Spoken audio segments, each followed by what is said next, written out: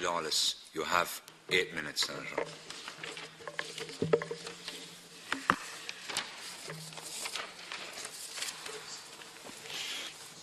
Thank you, Cahill.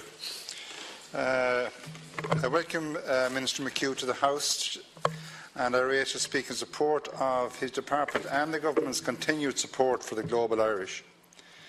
As he is aware, I have been working with immigration support groups in Chicago and nationwide for over 12 years now, and in fact as one of the founding members of the Chicago Celts for Immigration Reform.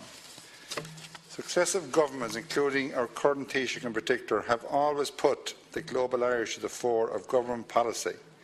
And I can tell you the first thing discussed when they come to Capitol Hill, including yourself, Minister, is the undocumented Irish. The bipartisan Congress group, Friends of Ireland, met with the Minister for Foreign Affairs, Mr Flanagan, last week, which also included Congressman Mick Mulvaney, who is the proposed director at the Office of Management and Budget, and Speaker of the House, Paul Ryan. The document produced in March 2015, Global Irish Ireland's Diaspora Policy, was the first clear Irish government policy on the diaspora.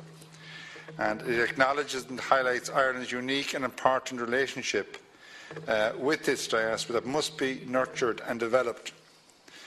And as we know, government funding through the government's immigrant support programme has been provided since 2004 to non-profit organisations. And the projects to support Irish community overseas and to nurture links between home and our Irish overseas. And this year the allocation is over €11.5 million, I see. More than 2.3 million is allocated to organisations in the United States. A few days ago, a number of memos signed by President Trump sought to escalate his executive orders on immigration enforcement. And I think the memo of most concern to the Irish is the hiring of an additional 10,000 immigration and customs officers and 5,000 border patrol agents.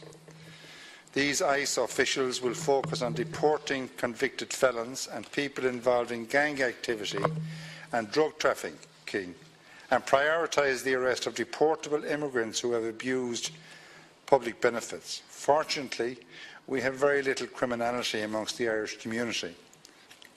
Thankfully, the order exempts those protected by President Obama's deferred action for childhood arrivals, and this also includes parents of US-born children, affecting many Irish who are now parents themselves.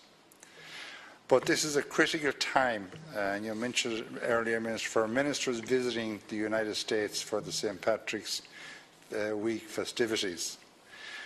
We have many friends in Congress on both sides of the aisle, and we have to really make a case for the Irish. I think there's a special case there. It's very important to remember that in 2013, an immigration reform bill was passed in the Senate with bipartisan support, which gave 10,500 visas in perpetuity to Ireland. And I feel this is a base that we should be working from now, Minister.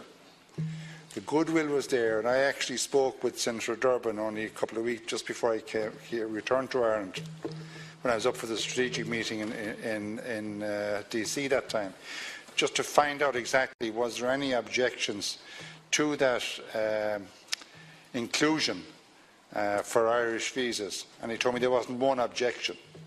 So there is goodwill there towards us, and I've always made a case that we should be using our economic relationship with the United States.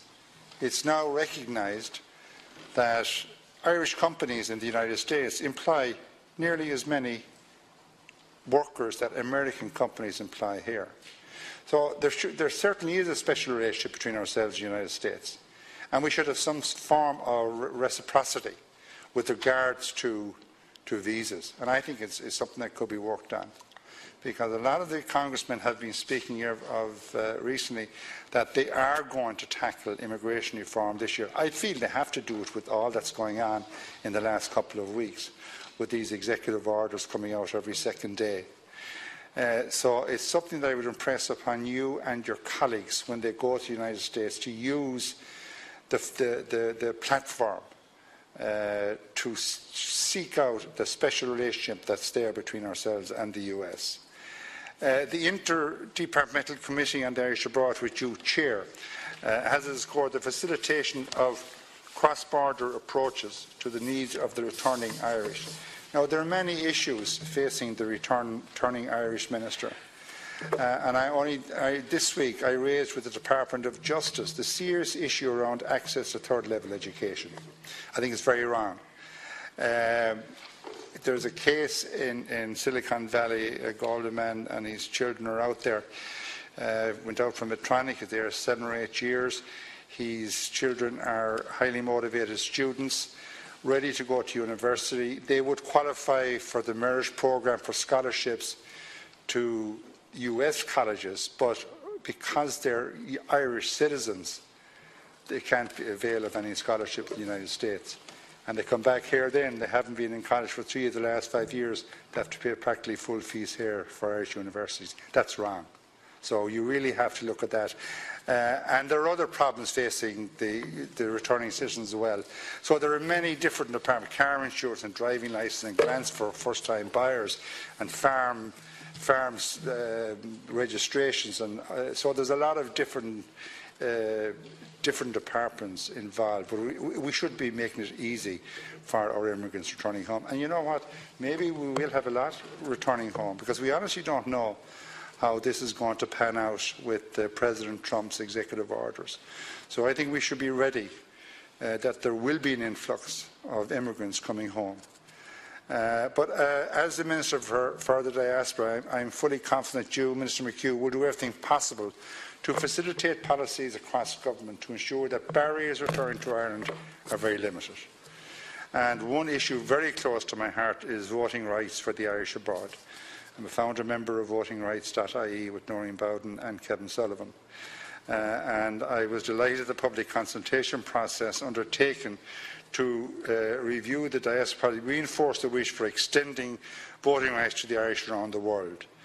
I mean, as only one of 3 countries of the 28 European Union states, we are one of them which don't have voting rights. I think it's vital that this matter, we progress this without any due delay. Now, I welcome your comments in your opening remarks, Minister, that extensive work has been done, but we need to move forward, and as quickly as we can. We don't want to be accused of being fudging it or whatever. We have to have voting rights. And I do know that it's complex as well. I understand that. But we're able to overcome a lot of other things in this country. So let's hope that we get this done as quickly as possible.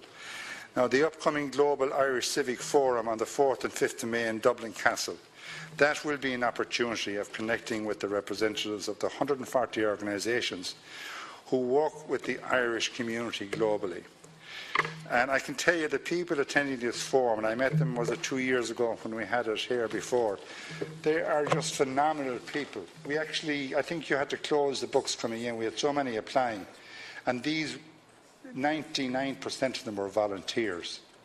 We had them as far away as New Zealand and Australia, South Africa, Zimbabwe, people that I never heard of. And the untold work that they do for our Irish immigrants abroad is just outstanding. And listening to them, by golly, you find out about the problems that Irish citizens have abroad. So I really welcome this forum on the 4th and 5th of May. Now, Minister, I'm aware, I know there's a lot of pressure on you, and particularly now from both the undocumented and their families here in Ireland. And I get it every day as well. And we have to protect our people.